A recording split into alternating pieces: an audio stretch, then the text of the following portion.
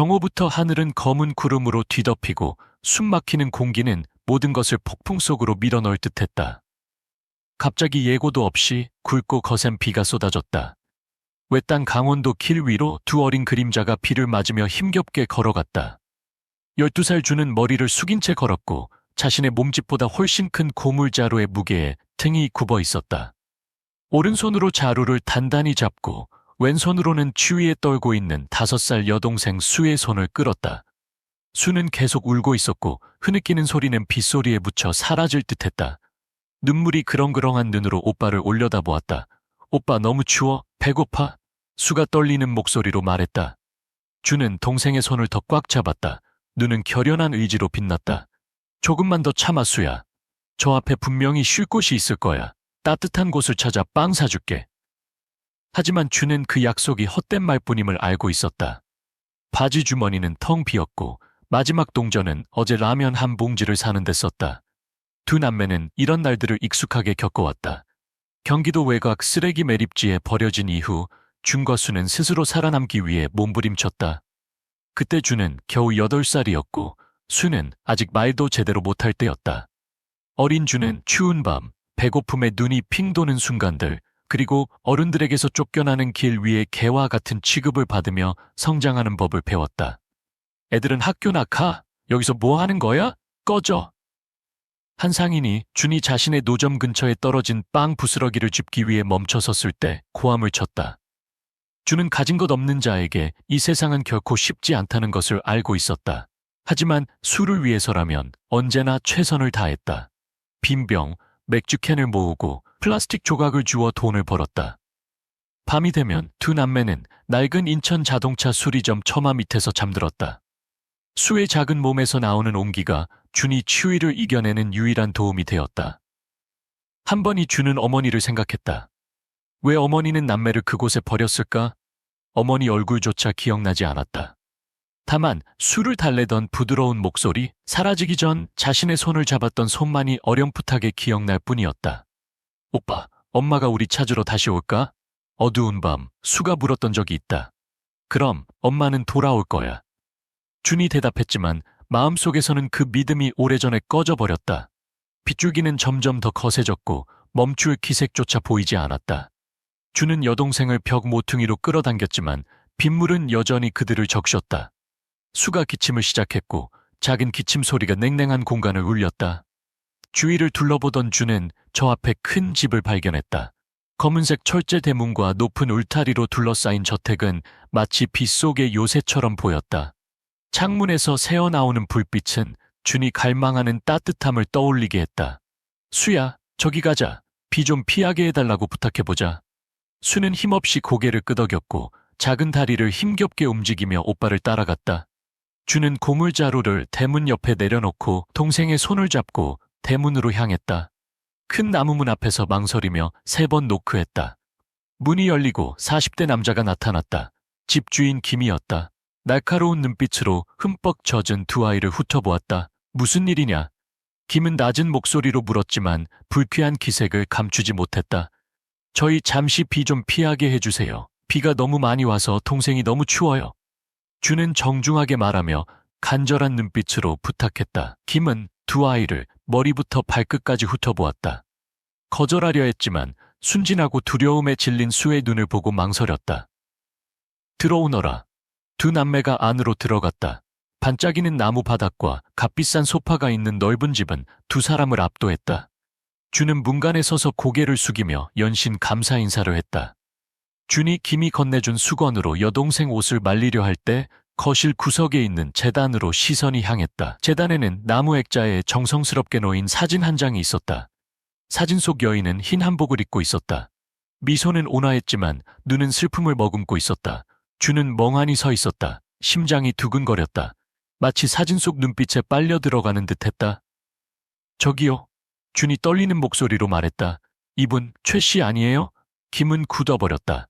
그의 눈은 날카로워졌고 놀라움과 뜻밖의 감정이 그의 눈빛을 가득 채웠다. 어떻게 아느냐? 저 그분을 만났어요. 준은 더듬거렸고 지워지지 않는 흐릿한 기억들이 머릿속을 스쳐 지나갔다. 김의 눈빛이 변했다. 처음의 의심은 이제 강렬한 호기심과 극심한 혼란으로 바뀌었다. 이게 어떻게 된 일이지? 김은 중얼거리며 마치 오랫동안 묻어둔 진실을 찾으려는 듯한 눈으로 준을 바라보았다. 방 안 공기가 무거워졌다. 김은 꼼짝하지 않고 마치 자신의 귀를 믿을 수 없는 듯 손에 든 찻잔을 꽉 쥐었다. 준의 말은 분명하고 단호하게 울려 퍼졌다. 그분이 저와 제 여동생을 도와줬어요. 김의 눈이 살짝 가늘어졌다. 그의 목소리는 가라앉았지만 탐색하는 듯한 느낌이 섞여 있었다. 네가 내 아내를 만났다고? 하지만 그녀는 일주일 전에 세상을 떠났어. 준은 고개를 숙였다. 작은 손으로 수의 손을 잡고 위안을 얻으려는 듯했다. 네, 잘 기억은 안 나지만 그분의 얼굴은 확실히 잊을 수 없어요. 김은 의자에 앉았고 눈은 준에게서 떠나지 않았다. 강렬한 감정의 파도가 그의 마음속에서 일어났다.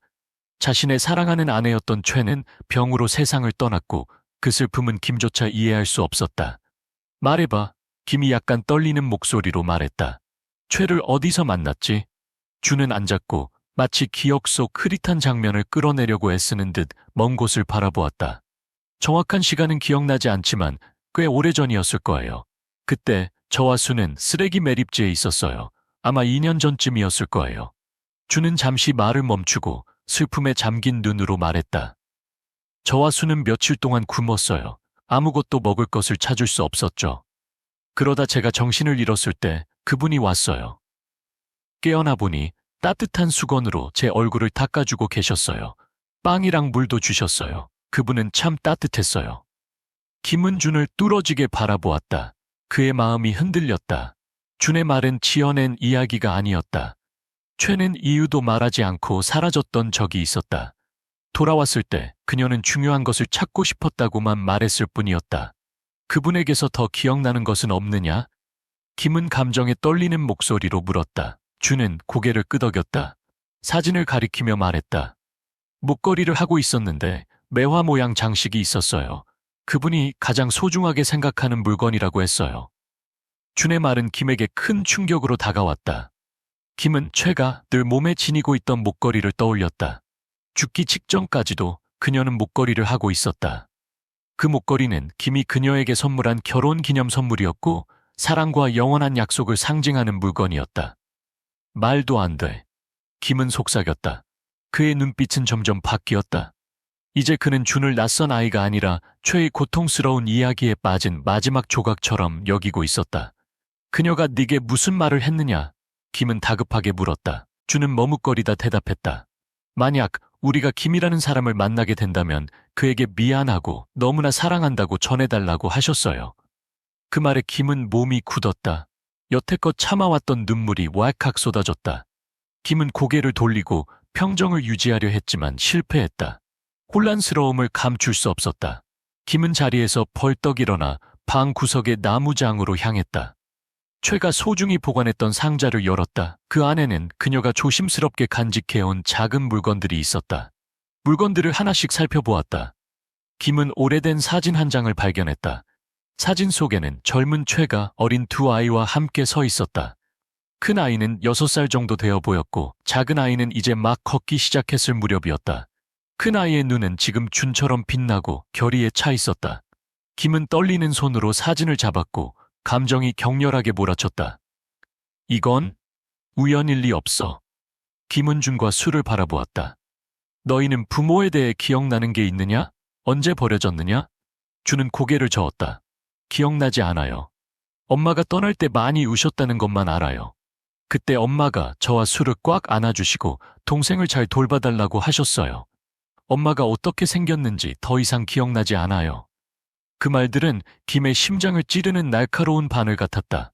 김은 확신할 수 없었지만 점점 드러나는 단서들은 그가 외면할 수 없게 했다. 김의 머릿속에 최의 기억이 밀려들었다. 살아있을 때 그녀는 언제나 깊은 슬픔을 안고 있었다. 물어볼 때마다 그녀는 과거에 잘못한 것이 있지만 잊을 수가 없다고만 답했다. 그녀의 고통이 눈앞의 아이들과 관련이 있을 줄은 꿈에도 몰랐다. 김은 준과 수를 번갈아 바라봤다.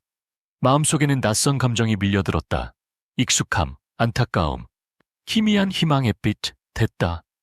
김이 침착하고 단호한 목소리로 말했다. 내일부터 내가 너희를 도울 것이다. 진실을 밝혀낼 것이다. 만약 내 말이 사실이라면 이것은 단순한 우연이 아니다. 준과 수는 그를 올려다보았다. 어린 준의 눈엔 감격이 빛났다. 준은 앞으로 걸어가게 될 길이 어머니에 대한 비밀과 예기치 못한 진실로 가득 차 있다는 것을 알지 못했다.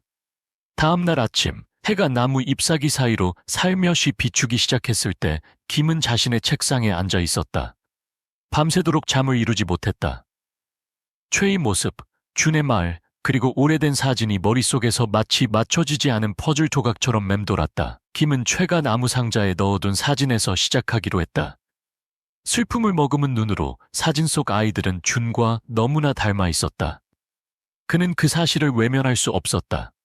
김은 자신의 가장 가까운 비서인 박에게 집에 와달라고 부탁했다. 박, 이 아이들의 신원을 조사하는 걸 도와주게. 어디서 왔는지, 부모는 누구인지, 왜 버려졌는지 알아봐주게. 김이 결연한 목소리로 말했다. 박은 눈을 약간 찡그리며 고개를 끄덕였다. 알겠습니다. 바로 하겠습니다. 박은 지역사회 기관과 고아원에서 정보를 찾기 시작했다. 몇 시간 후 마침내 중요한 단서를 찾았다. 외곽 지역의 한 고아원에서 몇 년 전 버려진 두 아이에 대한 기록을 발견했는데 이는 준의 이야기와 매우 일치했다. 박은 김에게 보고했다. 형님, 정보를 찾았습니다. 이 아이들은 5년 전쯤 천안 고아원에 있었는데 얼마 안 있다가 도망쳤습니다. 도망쳤다고? 김은 눈살을 찌푸렸다. 왜? 아마도 큰 아이 준이 동생을 지키고 싶었던 것 같습니다. 다른 사람을 믿지 못하고 고아원에 있으면 둘이 떨어질까봐 생각한 것 같습니다. 그 설명에 김의 가슴이 아팠다. 그는 준의 강인함을 느꼈지만 그들이 겪어온 고통 때문에 마음이 아팠다.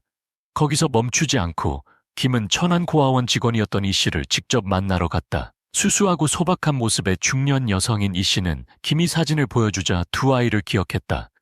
아, 기억하죠. 그 애들 참 불쌍했어요. 큰 아이 이름은 준, 작은 아이 이름은 수였죠. 한 여자가 아이들을 데려왔는데 더 이상 키울 수 없다고 했어요. 그 여자는 어떻게 생겼나요? 김이 심장이 두근거리는 것을 느끼며 물었다. 이 씨는 눈을 가늘게 뜨고 기억을 되짚었다. 꽤 젊었어요. 아름다웠지만 눈은 슬픔에 가득 차 있었죠. 목걸이를 하고 있었는데 매화 모양이 참 예뻤어요. 김은 심장이 멎는 듯한 느낌이었다. 매화 모양의 목걸이, 그것은 분명 최의 목걸이였다. 혹시 그 여자가 무슨 말을 했는지 기억하나요? 김은 떨리는 목소리로 물었다. 이 씨는 고개를 끄덕였다. 사정 때문에 아이들을 떠날 수밖에 없었다고 했어요. 하지만 반드시 다시 데리러 오겠다고 약속했죠. 하지만 그녀는 다시 돌아오지 않았어요. 그날 밤 김은준을 서재로 불렀다. 그는 낡은 사진을 들고 와서 아이 앞에 놓았다. 준아, 이 사진을 보렴. 이게 너와 수가 아니냐? 준은 사진을 뚫어지게 바라보았고 눈이 커졌다. 네, 맞아요. 어릴 때 저와 수예요. 그리고 이분은 어머니 그때 저를 이렇게 안아주셨어요. 준의 대답은 김의 심장을 더욱 깊이 파고드는 칼날과 같았다. 더 이상 의심할 여지가 없었다. 준과 수는 최의 친자녀였다. 하지만 왜 그녀는 아이들을 버려야 했을까? 찾아낸 단서들을 통해 김은 일어났던 일을 되짚어보기 시작했다. 몇 년 전 그의 가족이 행복하게 살고 있었을 때 사고가 일어났다. 김은 그날을 생생하게 기억한다. 최가 두 아이를 데리고 산책을 나갔지만 돌아오는 길에 차가 제어력을 잃었다. 김은 혼란에 빠진 채 병원으로 달려갔다. 정신을 차렸을 때 최는 아이들을 잃었다고 생각하며 울부짖었다. 하지만 진실은 어떤 이유에서인지 준과 수가 다른 곳으로 옮겨져 그곳에서 길을 잃은 것이었다. 김은 서재에 앉아 밤을 지새며 최의 사진을 바라보았다. 눈물이 그의 뺨을 타고 흘렀다. 기뻐해야 할지 슬퍼해야 할지 알 수 없었다. 최가 애타게 찾던 두 아이를 마침내 찾았다는 기쁨, 그리고 그녀가 더 이상 살아있어 그들을 다시 볼 수 없다는 슬픔. 최야, 당신은 이미 다 알고 있었군요. 내가 모든 것을 알 수 있도록 도와주세요. 김은 속삭였다. 그는 최의 영혼과 대화하듯 중얼거렸다. 내가 모든 것을 바로잡을 거예요. 김은 지금부터 준과 수를 최를 대신해 보호하고 그들이 누려야 마땅한 삶을 주기로 결심했다. 다음 날 아침 김은 준을 거실로 불렀다. 아이는 그곳에 앉아 있었고 작은 몸집과는 달리 눈은 결의로 가득 차 있었다. 수는 김이 보살펴준 덕분에 따뜻한 밤을 보내고 여전히 잠을 자고 있었다. 김은 준을 마주보고 앉아 손에 든 낡은 사진을 잡았다. 그는 마치 눈 속에서 익숙함을 찾으려는 듯 준을 오랫동안 바라보았다. 준아. 김이 평소의 차가운 모습과는 달리 부드러운 목소리로 말을 시작했다. 혹시 엄마에게 아빠에 대한 이야기를 들어본 적이 있느냐? 준은 당황한 듯 눈을 들었다. 엄마는 아빠가 좋은 분이라고만 말씀하셨어요. 하지만 한 번도 뵌 적이 없어요. 아니, 혹시 만났더라도 기억이 안 나요. 김은 고개를 끄덕였다. 그의 마음속에 감정이 밀려들었다. 김은 준에게 사진을 건네주었다.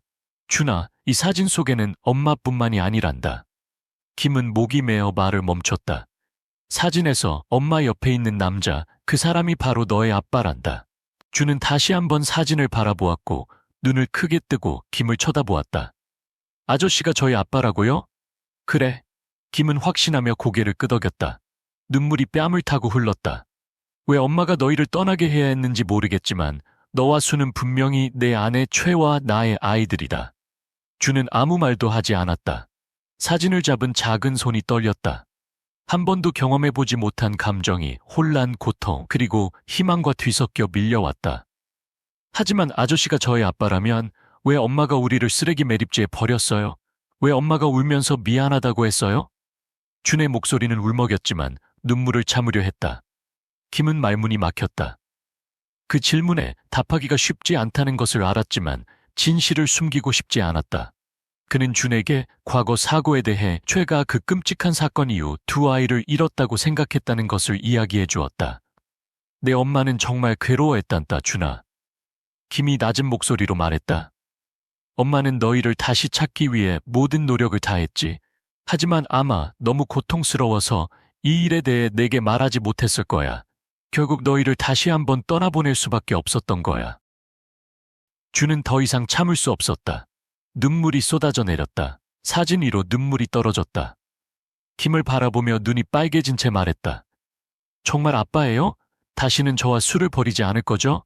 김은 아이를 끌어안고 꽉 안아주었다. 아니, 준아. 절대 너희를 떠나지 않을 거야. 약속한다. 수가 잠에서 깨어나 거실로 들어왔다. 오빠와 김이 서로 껴안고 있는 모습을 보고 눈을 비비며 어리둥절해했다. 오빠, 무슨 일이야? 준은 무릎을 꿇고 동생을 안았다. 수야, 너 알지? 여기 계시는 분, 김 아저씨는 우리 아빠야. 수는 눈을 크게 뜨고 김을 바라보았고 다시 준을 바라보았다. 아무 말도 하지 않고 그저 김에게 다가가 안겼다. 모든 것을 이해하지는 못했지만 수는 자신이 느끼지 못했던 따뜻함을 느낄 수 있었다. 김은 여기서 멈추지 않기로 했다. 그는 최가 왜 이 사실을 그와 공유하지 않았는지 모든 진실을 알고 싶었다. 박의 도움으로 김은 최의 절친한 친구 화를 찾았다. 김을 만난 화는 감정을 감추지 못했다.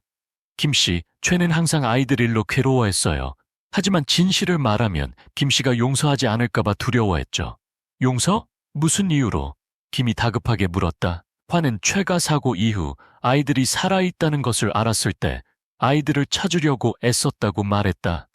하지만 가족의 압력 때문에 침묵을 지켜야만 했다. 최의 친가 사람들은 결혼 생활이 지속되는 것을 원치 않았고 아이들이 사라진 일은 그녀를 더욱 절망하게 만들었다. 최는 아이들을 찾았지만 그때는 아이들을 키울 만큼 돈이 없었어요. 고아원에 보내는 게 최선이라고 생각했죠. 하지만 아이들을 다시 데려올 용기가 없었어요. 그 말을 듣자 김은 가슴이 찢어지는 듯했다. 그는 최를 탓하지 않았지만 그녀가 혼자 이 모든 것을 감당해야 했다는 사실에 마음이 아팠다. 최야, 당신은 당신이 할 수 있다고 생각한 가장 좋은 일을 한 것이겠죠? 이제부터 내가 당신을 대신해 아이들을 지키겠소. 김은 마치 최의 영혼에 말하듯 중얼거렸다. 김은 집으로 돌아갔다. 준과 수는 넓은 정원에서 뛰어놀고 있었다. 두 아이를 바라보며 그는 오랫동안 잃어버렸던 숭고한 감정, 바로 가족의 사랑을 느꼈다. 얘들아, 김이 결의에 찬 목소리로 불렀다. 오늘부터 이곳은 너희의 집이다. 내가 너희를 보살피고 지켜주마. 지금까지 너희가 겪어온 모든 고통을 보상해주겠다. 주는 눈물을 글썽이며 희망에 가득 찬 눈으로 김을 바라보았다. 난생 처음으로 그는 진정한 가족의 따뜻함을 느꼈다. 김은준과 수를 자신의 아이로 받아들이는 작은 기념식을 준비했다. 그는 이제 그들의 혈연 관계뿐 아니라 운명이 맺어준 인연이라는 것을 알았다. 그날 아침 하늘은 맑게 개었고 따뜻한 햇살이 집의 큰 창문을 통해 비쳤다. 주는 깨끗한 흰 셔츠를 입었고 이전에는 거의 입어보지 못했던 옷을 입었다. 수는 김이 준비해준 새 드레스를 입고 있었고 매일 충분히 먹고 마신 덕분에 뺨이 장밋빛으로 물들었다. 집에 있는 모든 사람이 거실에 모여 그 특별한 순간을 함께했다. 김은 두 아이 앞에 무릎을 꿇고 그들의 손을 꽉 잡았다. 준아, 수야. 김이 감격에 찬 목소리로 말했다. 오늘부터 너희는 이곳에서 내가 항상 너희 곁에 있다는 것을 알아주기를 바란다. 너희를 지켜주고 진정한 가족으로서 너희를 사랑할 것이다. 이 약속은 내가 너희 엄마에게 그리고 너희 자신에게 하는 약속이다. 주는 눈물을 글썽이며 김을 바라보았다. 아무 말도 하지 않고 그저 꽉 안아주었다. 아빠, 아빠. 그는 태어나서 처음으로 여러 해 동안 가슴에 묻어두었던 두 단어를 내뱉었다. 기념식이 끝나고 김은 준과 수를 최의 재단으로 데려갔다. 세 사람은 최의 사진 앞에 묵묵히 서 있었다. 각자 마음속에 말로 표현할 수 없는 감정을 안고 있었다. 준아, 수야. 김이 아이들의 어깨에 손을 얹으며 말했다. 이분은 너희 엄마시란다. 너희를 너무나 사랑하셨지. 마지막 순간까지 말이야. 그리고 멀리서도 너희를 지켜보실 거야. 주는 사진을 바라보았고 눈물이 끊임없이 흘러내렸다. 향을 피워 재단에 꽂았다. 떨리는 손으로. 엄마, 엄마 보고 싶어요. 저와 수는 너무 힘들게 살았는데 이제 아빠가 생겼어요. 이제 편히 쉬세요. 수도 향을 피웠고 작은 손으로 엄마의 액자를 만졌다. 엄마, 엄마 약속대로 착하게 지낼게요. 엄마를 슬프게 하지 않을 거예요. 김은 두 아이의 뒤에 서서 그들의 모습을 보며 감동에 젖었다. 그 순간 그는 최가 마치 미소 지으며 마침내 재결합한 가족을 지켜보고 있는 듯한 느낌을 받았다. 그날 이후 준과 수의 삶은 완전히 바뀌었다. 김은 아이들에게 물질적인 것뿐만 아니라 그들이 부족했던 사랑을 주기 위해 노력했다. 준은 난생 처음으로 학교에 갔다. 교과서를 손에 들고 다른 아이들과 똑같이 교실에 앉아 공부했다. 친구들보다 조금 뒤처지지만 최의 자부심이 되기 위해 최선을 다했다. 수는 더 활발해졌고 이전에 소심했던 모습은 사라졌다. 넓은 정원에서 뛰어놀며 김과 이야기를 나누고 어린아이의 순수한 이야기를 털어놓았다. 매일 밤 세 사람은 거실에 모여 앉아 웃음이 끊이지 않는 시간을 보냈다. 어느 날 밤 김은준과 수를 정원으로 데려갔다. 그곳에는 최가 사랑했던 큰 매화나무가 있었다. 달빛 아래 그는 아이들에게 최와의 아름다운 추억을 이야기했다. 이 매화나무는 너희 부모가 결혼한 날 심었던 나무란다. 엄마는 이 매화나무가 우리 가족을 상징한다고 했지. 어떤 일이 있더라도 봄이 되면 꽃이 피고 희망을 가져다 줄 것이라고 말이야. 주는 매화나무를 올려다보며 눈을 빛냈다. 아빠, 저희가 이 나무를 잘 돌볼게요. 그렇죠? 엄마가 하늘에서 볼 수 있도록요. 김은 눈물을 글썽이며 고개를 끄덕였다. 그래, 준아, 이것은 우리 가족이 함께할 일이야. 이야기는 준과 수가 김과 함께 매화나무를 돌보는 모습으로 끝을 맺었다. 봄이 되자 노란 꽃이 활짝 피어났고 이는 가족의 사랑과 결합을 상징했다. 몇 년 만에 처음으로 주는 가슴 가득 따뜻함을 느꼈다. 그는 수의 손을 꽉 잡고 감사에 찬 눈으로 김을 바라보았다. 엄마, 그는 별이 빛나는 하늘을 올려다보며 속삭였다. 우리 가족은 마침내 함께 있게 되었어요. 저는 항상 수를 지킬 거고 엄마를 자랑스럽게 할 거예요. 사랑해요, 엄마.